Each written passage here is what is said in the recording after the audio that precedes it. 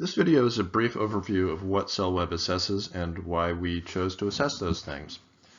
So SELweb, as you know, is a web-based system to measure children's social emotional skills in kindergarten to 6th grade.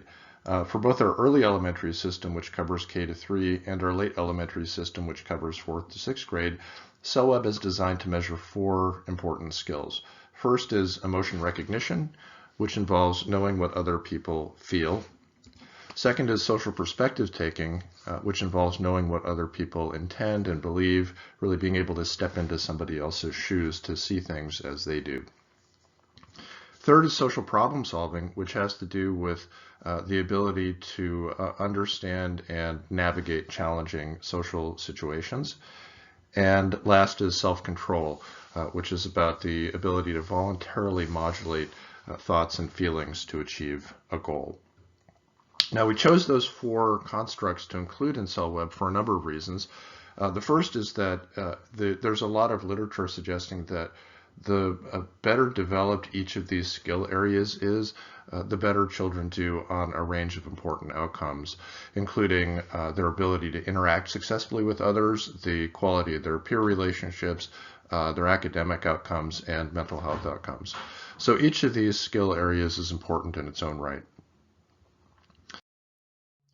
Another important reason we wanted to measure these 4 skill areas is that they're reflected in some of the most widely cited models of social and emotional learning. On the left, you see the 4 skill areas that SELweb is designed to assess, and on the right, you see the xSEL model. What we call emotion recognition and social perspective taking is part of what xSEL calls social awareness. What we call social problem solving is part of what xSEL calls responsible decision making, and what we call self-control is part of what xSEL calls self-management. So everything that SELweb is designed to assess is reflected in the xSEL model. Finally, we wanted to assess skills that are the focus of instruction in some of the most widely used social and emotional learning programs. This page shows a crosswalk between the kindergarten scope and sequence of an SEL program and the skills that SELweb assesses. Each of the rows reflects a lesson in that scope and sequence, and each column reflects a skill area measured by SELweb, including emotion recognition, social perspective taking, social problem solving, and self-control. Wherever you see a check mark, that means that that skill was the focus of instruction in that lesson.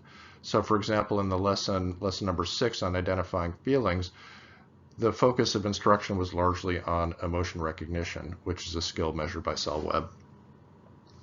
Now, what you notice here is that in nearly every lesson, the focus of instruction is on a skill that is measured by SELweb, and for every skill that SELweb assesses, there are multiple lessons in the scope and sequence that focus on teaching that skill. We're developing a library of crosswalks like this for some of the most commonly used social and emotional learning programs.